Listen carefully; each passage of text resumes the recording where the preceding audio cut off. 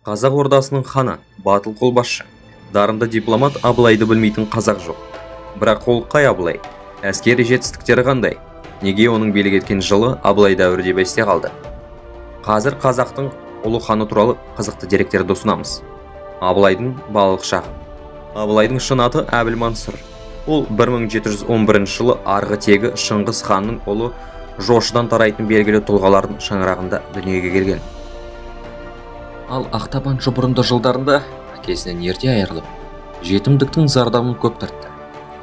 Балалық шағы мен жасөспірім кезі қуғында өтті. Әбілмансұрды әйгілі Төле би тауып алып деп айтады. Аш жалаңаш, өңі жүдеген, шашы өсіп кеткен, өзінің атын да білмейді. Содан атақты би оған Сабалақ деп ат қояды, түйесін бақтырып қояды. Әбілмәмбет төренің жылқысын да бағады. Шоқан Уәлихановтың жазбаларына сәйкес, Әбілмансұр ол кезде 13 жаста болған. Төле бидің тәлім-тәрбиесінде болуы Әбілмансұрға зор ықпал жасады. Қазақ даласын даналығын бойына жинаған баба ақылы және парасатын, ел билеу қабілетін анталаған, жауға қарсы қазақ халқы басы біріксе ғана тойтарыс бере алатын жас баланың санасына ұялата білген. Оған қоса, бала кезінен көрген жұпыны тіршілік, өмірлік тәжірибе Әбілмансұрдың ел өміріне ерте араласуына себепші болды. Бұқар, Үмбетей және тағы басқа жыраулардың мәліметтеріне қарағанда, Әбілмансұр 20 жасында қан майданда ерлігімен танылған. Бұқардың сен 20 жасқа жеткен соң, алтын тұғыр үстінде ақ сұңқар құстай түлетін деуі соның бір дәлелі. Әбілмансұр қалай Абылай атанды? 1730-1733 жылдары аралығында болған бір ұрыста Әбілмансұр жекпе-жекке шығып, қалмақтың бас батыры Қонтажық Қалдан Сереннің жақын туысы, кейбір деректерде күйеу баласы Шарышты өлтіреді. Одан кейін Абылай, Абылай деген ұранмен жауға қарсы шабады. Қазақ жауынгерлеріне жігер беріп, рухтандырады, шайқаста жеңіске жетеді. Осылайша атын білмейтін жас жетін хандық ата тегін білетін болып шығады. Осы ұрыстан кейін хан шатыры құрылады. Әбілмансұрды Әбілмәмбет шақырып қасына отырғызады. Шырағым, сен кімсің? Абылайлап шапқаның қалай десе? Мен қаншер Абылайдың немересі едім. Соғыста жолы болған соң атамның атын ұран қылдым дейді. Сонда Әбілмәмбет хан қарағым бауырым деп құшақтап сүйіпті де халқына айтыпты. Баяғы Уәлибақының нәсілінен бір жалғыз бала қалды деп естіп едім дейді. Бұл сол екен. Сіздер ұнатсаңыз Түркен хандық қосын орайы депті. Халыққа ұнап, 390 жақсы ерті барып, өздері қасиеті көретін Арғын Шақшақ нәсілінен Жәнібек деген кісіден бата алып, Әбілмансұрды өлген хан етіп қойыпты. Абылай атанғаны жоғарғы Абылайлап шапқаннан болды, деп жазады Шәкәрім Құдайбердіұлы. Бұдан кейін Әбілмансұр есімі ұмытылып, жас батыр Абылай атанады. Қай Абылай? Абылай Жәңгір ханның 5-ші ұрпағы. Жәңгірдің Уәлибақы мен Тәуке деген екі ұлы болған. Жәңгір хан қайтыс болғаннан кейін таққа Тәуке отырады. Ал Уәлибақы хандыққа өкпелеп, Үргенішті билеген нағашы атасы Хайып ханның қолына келіп қалады.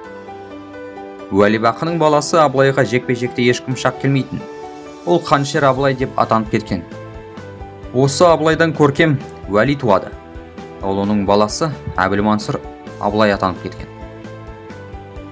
Абылайдың әскери жетістіктері. 1732 жылы жоңғарлардың 7000-нан астам аскері орта жүздің шығыстағы ауылдарына шабуыл жасап, тегеурінді тойтарысқа тап болады. Абылайдың 20 жасы 1733 жылға сәйкес келсе, дәл осы жылы қазақ пен қалмақ арасында үлкен майдан болғаны Қытай деректерінде атап көрсетілген. Ол соғысқа Абылайдың қанды көйлек жолдастары Қаракерей Қабанбай, Қанжығалы Бөгенбай, Шақшақ Жәнібек, Қарақалпақ Қылышбек, Шапырашты Наурызбай және тағы басқа қазақтың белгілі батырлары қатысқан. 1752 жылы Абылай бастаған қазақ әскері шамасы 15-20 мың адамдай ойрат қолының шабуылына тойтарыс берді.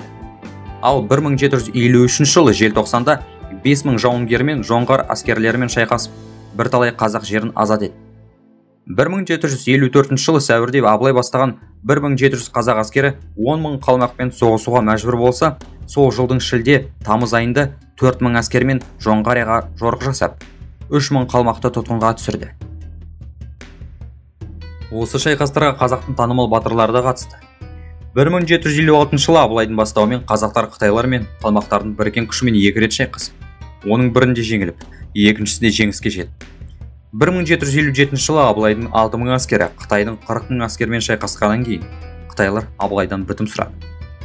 Абылай бірде қалдан серенмен бітімге келсе, бірде дабашыны шауып, бірде оны және Әмірсананы өзіне паналатты.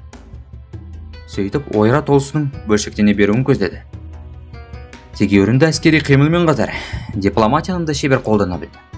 Осының нәтижесінде Абылай әскері 1771 жылы Мойынты өзенінің бойында құлаған қалмақтармен ауыр шайқаста жаңа жеңіске жетті. 1754, 1755 жылы және 1764 жылдары қырғыздар Жетісуда біраз ауылдарда шауып, Жауғаш, Көкжал Барақ және Шыңқожа батырлар бастаған әскерлерді Ақсу, Көксу және Шу бойында талқандайды. Содан Абылай 1755-1765 жылдары қырғыз ұлысына жорық жасап, Еленің сол жағасын Шу бойын тазартады. Қазақ пен қырғыздардың нарын қолдан қордайға тартылған, күні бүгінге дейін сақталып отырған шекарасын анықтайды. Ал өмірінің соңғы 15 жылында Орта Азия хандықтарына қарсы тынымсыз күрес жүргізді. 1765-1767 жылдары Абылай қолының Қоқан билеушісі Ерденбекпен соғысының нәтижесінде Түркістан, Сайрам, Шымкент қалалары қайтадан қазақтар иелігіне өтті. Ташкент алым төлеп отыратын болды. Абылай тұтқынға қалай түсті? 1738-1741 жылдары Абылай хан бастаған қазақ қолы жоңғар басқыншыларына бірінші рет соққы берді. Ал 1742 жылы Абылай Тұтқиылдан шабуыл жасаған жоңғарлардың қолына тұтқынға түсті. Ол кездегі ойрат басқыншыларына қарсы күресінің алғы шебінде Абылай жүрді. Сол себепті босатып алу үлкен саяси мәселеге айналды. Қазақ билеушілерінің атынан Төле би мен Әбілқайыр хан Орынбор әкімшілігінен Абылайды тұтқыннан босатып алуда ара түсуге өтініш жасады. Бұл деректің шындық екенін осы кезеңде Орынбор генерал-губернаторы Неплюев және Әбілқайырдың өзара жазысқан хаттары да дәлелдей түседі. Қазақтың 300-нен Төле би бастаған 90 адам елші барып, келіссөз жүргізеді. 1743 жылы 42-ның 5-інде Абылайды тұтқыннан шығарып алады. Осы арайда Неплюев сыртқы істер алқасына жазған хатында қазақтар мен қалмақтар бітімге келіп, бірігіп кете ме деген қауіпте білдірді. Абылайдың билігі бірте-бірте ұлыстағы бар өкім Әз Тәуке ханның немересі Әбілмәмбет ханнан өтіп, Абылайдың қолына көшеді. Абылайдың ерлігі мен ақыл парасатына бас ұрған Әбілмәмбет ақылшағы болып қалады. Кеңесші хан дәрежесімен шектеледі. 18 ғасырдың 30 жылдарының аяғында Абылай есімі бізге белгілі құжаттарда Әбілмәмбет ханмен қатар аталады. Орыс тарихшысы Левшин 1739 жылы орта жүзде Сәмеке ханның орнына хан сайлаудан бұрын Әбілмәмбет пен Абылай екеуі бірдей хандық билік жүргізген деп жазған. Шоқан Уәлиханов та осы пікірді қолдайды. Абылай билігінің күшейе түсуінің жан кезеңі 1744 жылы Әбілмәмбеттің Түркістанға көшіп кету уақытына саяды. Ал 1771 жылы жасы жеткен Әбілмәмбет хан дүние салды. Қалыптасқан дәстүр бойынша орта жүздің ханы болып, не Әбілмәмбеттің інілерінің бірі, не үлкен ұлы Әбілпейіз сайлануға тиіс еді. Алайда басты сұлтандардың, старшындар, Әбілпейіздің өз қалауымен 300-дің басшы өкілдері Түркістанда Абылайды хан көтерді. Абылай 300-сінде жалғыз орта жүздің ғана емес, бүкіл қазақ ордасының ұлы ханы болды.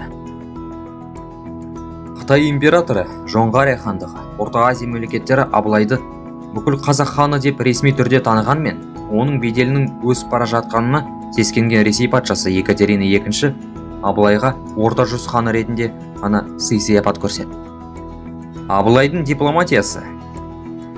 Абылай көреген саяси қайраткер бола отырып, қалмақтармен аса ауыр соғыстардан қалжырған елінің есін жию үшін дипломатиялық жолдарды тиімді пайдаланды. 1740 жылы тамызда орта жүз ханы Әбілмәмбетпен тағы да басқа 120 старшынмен Орынборға келіп, орыс өкіметінің қамқорына кіруге келісімін білдірді. Сонымен бір мезгілде қазақ халқының тұтастығын сақтау мақсатында Шың империясымен де қарым-қатынасын суытпады. Петербор мен Бейжіңге елшіліктер аттандырды. Ресей мен Қытай империяларының өзара қайшылықтарын қазақ хандығының мүддесі үшін пайдаланды. 1745 жылы қалдан серен дүние салғаннан кейін Жоңғарияның билеуші топтарының тақ таласынан әлсіреп, бұрынғы әскери қуатынан айырыла бастады. Абылай Жоңғар-Қытай соғысын Шығыс Түркістанмен іргелес өңірдегі ойраттардың уақытша билігінде қалған қазақ жерін қайтаруға, елдің дербестігін толық қалпына келтіруге пайдалану үшін барынша күш салды. Қытай әскерлері жоңғарларды жойып, Орта Азия мен Қазақстанға ене бастаған кезде мұсылман елдерінің басын қосуға ұмтылып, ауған шахы Ахмад Дуранимен келіссөз жүргізді. Түркияға елшілік жіберу ниеті де болды. Қытаймен қатынас жақсыра бастаған кезде орыс бодандығынан бойын тартып, патша әкімшілігінің шақыруымен хандық белгілерді қабылдау үшін 1779 жылы қазан айында Петропавл бекінісіне барудан бас тартты. Пугачев соғысы кезінде 3000 әскермен Қасырет белдеуі бойындағы орыс бекіністерін шапты. 1771 жылы хан сайланғанда да ол орыс шекарасына барып ант бергісі келмеді. Сөйтіп ол өзін халық қалап, баяғыда ақ бұл дәрежеге лайықты қойған көктің ұлының және өкілеттік қағаз барын желеу етті, деп жазды Уәлиханов. 1779 жылы 4 қазанда Орынбор әкімшілігіне жолданған патша жарлығында Ордадағы Абылай ықпалын әлсірету мақсатында онымен тайталасқа түсе алатын адам табу шаралары да қарастырылған. Абылай дәуірі. Абылай қазақ мемлекетінің саяси бірлігін қалпына келтіріп, ірі мемлекетке айналдырды. Ресей мен Қытай арасында жүріп, қазақ хандығының тәуелсіздігін сақтап қалуға тырысты. Екі мемлекетпен ара қатынасты бірдей ұстап, халқының өз туған жерінің қожасы, өз тағдырының иесі болуын көкседі. Оның данышпандығы және көрегендігінің арқасында кең байтақ қолы далада ұзақ уақыт бойы бейбіт заман орнады. Абылай хан 10 жыл билік жүргізді. Осы мерзім ішінде ешкімнің қолынан келе бермейтін істерді атқарды. Ол билік жүргізген 10 жылдың дала тарихына Абылай дәуірі болып кіруі тегін емес. Сол уақытты қазақ халқы зор құрметпен еске алады.